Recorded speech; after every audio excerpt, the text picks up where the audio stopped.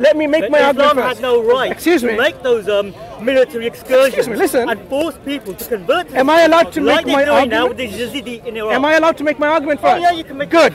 So, do you agree? If Islam came to invite people to return to the worship of one God, instead of worshipping a cow or a monkey or a rat or a stone or idols or fire or river, whatever, do you think this is a good thing or a bad thing?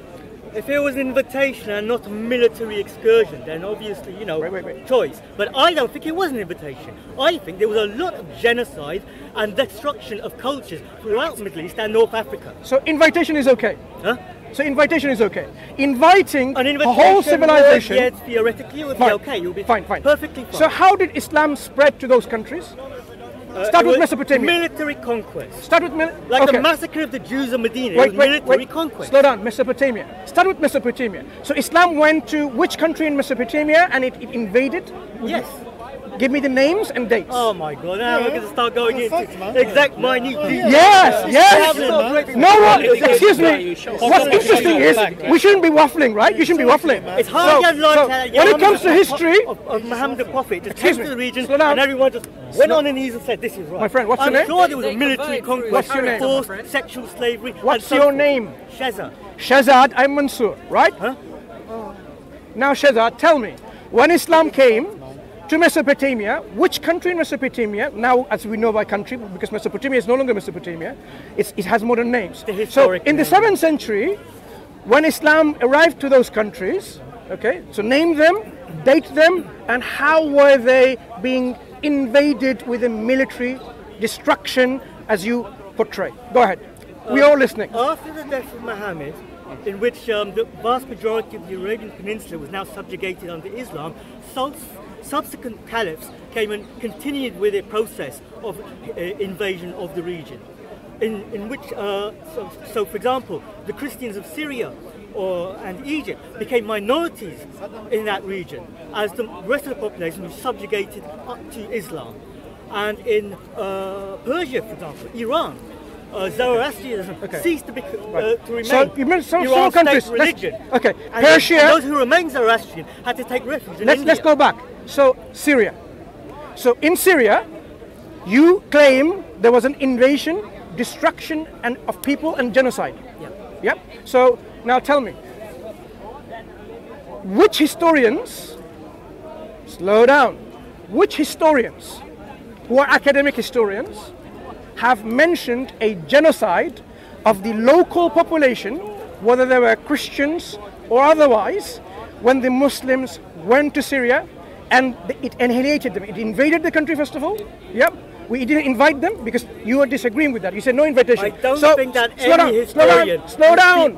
Theologically agrees with Islam would say anything against it. Shazad, don't make logical fallacies. Oh, you know what? We have no historian on planet Earth who has the guts and is brave enough to speak the truth, because if they didn't mention what they mentioned, then off of the head. Is that what you're saying? No, I don't buy that. Listen, Shazad, which historians, academic historians from planet Earth, it doesn't have to be a Muslim, right? It could be a Christian historian or a Jewish historian or a pagan historian, no problem. Academic historians who have really, with historical references and resources and sources, have stated that when Muslims went to Syria, so you tell me when they went to Syria, they didn't invite the people, local population, they invaded and annihilated and committed genocide. So now go and start with your references. Oh, now you're going to now you give names, dates, quotes, citations. That's what you're claiming. Go ahead. But all you're do you want my phone for Google? All you're really doing is say, tell me where this or tell me where that. So the ball's in your court at the moment. No. You can actually say. Who made the claim? Who made the claim? I'm supposed to dig out all the... Shazad, you make the claim. There was this invasion, destruction, genocide, right? No invitation. The onus, I'm afraid, Shazad, is on your court to provide the evidence for such a claim that you've made. Religion does not go all the way from Morocco to Indonesia. Slow down, Shazad. Not one single member was killed. Not one single army battle took place. Your waffling is not going to help generalization. No, it just doesn't now we are going to specific. First Syria, then we're going to go to Persia, and whatever you want. Because I stopped you there saying step by step. So in Syria, Right. When did Islam go to Syria? And how was the mechanism?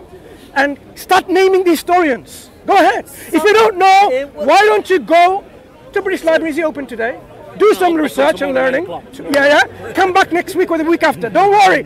Don't worry. I've been coming to this park for many years. So it is, if God willing, and I'm still alive, I might be coming the next week and the next week after, until how many years to come? Who knows? Shahzad. Yeah. So what I'm asking you is this: names, references, dates. Yeah. Go ahead. All right. Okay. Okay. We start with a credible historian in your eye. As a historian, he mentions this.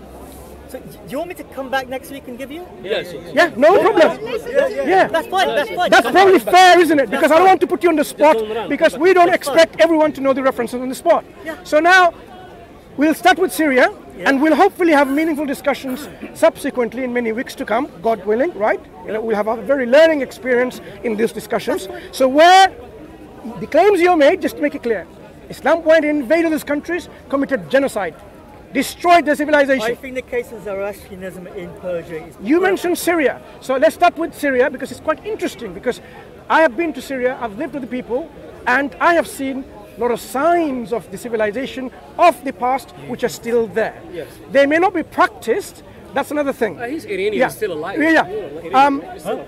You're alive. Yeah, but I'm not in an Islamic You society. said genocide. I'm not in an Islamic society. No, because if you killed your parents, you won't be here. Make sense? No, I'd be Is that possible I'd be then? dhimmi. Do you think? Pure Islamic. So 70 million of Iranians if his forefathers were killed, he won't be. Are you saying, brother? Are you saying if his forefathers were killed, he won't be here? You know. I have to think about that. If your forefathers were annihilated, genocide. would you be still here? What do you all think? Do we have to? And on the strict Sharia law in an Islamic society, I'd be paying jizya tax. Right. So that's history for something that we cannot talk now, because it's only fair that you provide the references. Now let's go back in general. If Islam brings the truth to the people, to invite them to worship their creator instead of the creation, do you have anything wrong with that? Theoretically, if it's a completely peaceful invitation to invite, and then like a Christian who proselytizes will say this, say that. If you don't listen, they'll go, they'll leave. You know, if it's that kind of level, then obviously I can't have a moral issue with that. Okay. So now, suppose now you are in a country and you are very restrictive in your country with borders, right? So I want to invite the common people. So how am I going to? This is 7th century, right? So I want to invite the common people within this lands and show them and really discuss with them the truth of Islam. So how philosophy, books, lectures. Right. How do I approach the common people? Because now you are a country state protected by your borders and your fences and your military and your government. So how do? So you're saying how do we? No, subjugation I'm not saying anything. I want you, Shahzad, to give us the options of peaceful invitation options of how we go about inviting the common people. What are the ways we can do that? Like I said, you know, theological debates, philosophical How do I discussions. even have a debate with them? I can't go into the country. Well, don't then. You can't violate their territorial integrity. So the invitation is stopped from the very beginning. I can't even invite them. Is that what you're saying? I'm sure that the invitation was there. Now, how can you invite? Because you're not even allowed to go in. Did they? At that time, Did Syria close their borders? at that time, we're talking about the whole of So now we're the Middle reversing. East. No. Evidence that Syria closed their borders. Wait. We're not talking about Syria. Don't focus on Syria only. Islam came in the 7th century. Islam came in the 7th century. Yeah, of the Christian era. Now it wants to invite people to this true religion. So how does it do that? How does it achieve without invasion, without genocide? Of course there shouldn't be any genocide. Of course there shouldn't be any invasion to kill people, right? You want to invite people in a beautiful way so that up to them they accept it or not. People should have their own choice. So how do you do? Today now you can have your own satellites and you can, broadcast, and people, whoever they want to, put in the signal in and receive the signal and then watch satellite TV. Zaki Naik has his own channel, right? You can watch Zaki Naik Peace TV if you want, for example. Previously then, you didn't have any satellites. You had to go into the people. So if the government doesn't invite you in, how do you reach to the people with the truth? The only method I can think of is military invasion. But that's not right, though. Huh? That's not right. According to you, that's not allowed. That's not permissible. It isn't. It's not like Right. you must convert to this, otherwise, Yeah. you know. So you are actually justifying the spread I'm of not Islam, justifying. I'm asking you. But you're You are saying coming that- up with an But you are alternative. suggesting that there was no other alternative. What are the alternatives? That's what I'm asking you. Military invasion. And you accept that? No. That's not an alternative then. That's not a viable, practical alternative, according to you. Well, I'm- So what are I'm the suggesting viable, the likelihood. practical alternatives where people can really see the truth of Islam? How do you go about doing that? I don't know. Carry a pigeon. You know, what are you supposed to do? Throw the messages in. I don't know. You know. Okay. Do you know how Islam was invited to the Okay, I'd people like to then? hear this. I'd like to hear Do you this. know? Huh? Do you know? I don't know. Catapult the message in. How? Is this how Islam went to those countries? No, I'm being sarcastic. No, I'm I think you will know the answer. to No, this. I want So, you to tell us because you are the ones who make claims of invasion. I'm saying so that now, you're so now, how did the Muslims, the message carrier, military invite? invasion. So they just said, okay, we're going to come to Allahu Akbar, and that's it. Well, I believe that's how it works. Right. After So- the death of the Prophet so- Muhammad, when Islam at this present moment in time was just the entire Arabian Peninsula, what we call Saudi Arabia, Yemen, blah, blah, blah. It was subsequent caliphs who spread it into what is now Syria, Iraq, North Africa, and so forth. So they were essentially imperialists. So they just went to a country, say, this looks like a nice country from outside. Yes. We don't know what's in there.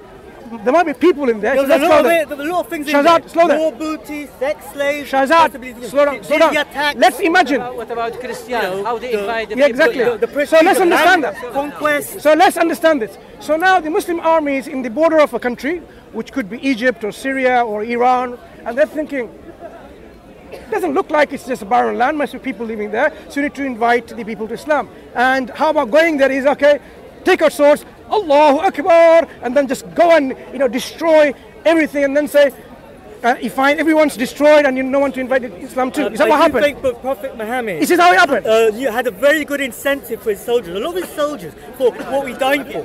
But then Do you- then that myth of what's Hang on. after death. Do you even know what Prophet Muhammad's teaching was? Huh? Is or was? What?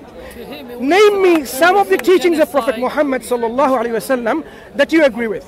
That I Agree with. agree with. Not disagree with. Agree with. Agree with. Yes. Teachings of the Prophet Muhammad, I agree with. At the top of my head, I can't really think. If you No, I can't would think take of the positive so with the negative. Obviously, so- I'm not so going to believe what- everything. how have you learnt about this man, this Prophet Muhammad sallallahu alaihi wasallam? Yeah. So which books of his biography have you read? Which book of his biography of Prophet Muhammad sallallahu alaihi wasallam have you read based on historical sources? I haven't read a whole library of this No, and no. that. Which one biography books based on historical sources that you have read about the life of Prophet Muhammad sallallahu alaihi wasallam? I haven't read. Right. So do you agree if we haven't read his biography from the sources, then our information about him may be convoluted, Yeah. informed by very hostile opinions about him? Here again next week. No problem. We meet again, God willing. Yeah, we're Inshallah. digressing a bit now. And onions, orange juice. That's fine. Yeah, it was interesting. That's fine. So next week, hopefully, we'll have a much more fruitful discussion in terms of from this history that we discuss and so on. If you don't find me, I'm sure you'll find someone who's more knowledgeable on the history. I'm not a person who reads history too much, the basics, I know. But if you're interested, we can find someone who knows the history with the nitty-gritties, and you can converse with them. I know one of my brother, Adnan Rashid, he is a student of history. Okay? What is it? It's just offering you. That's fine, no problem, thank you. Yeah? So Shahzad, it's been nice talking to you, and you take care, and until next time, yeah? Take care. See you later.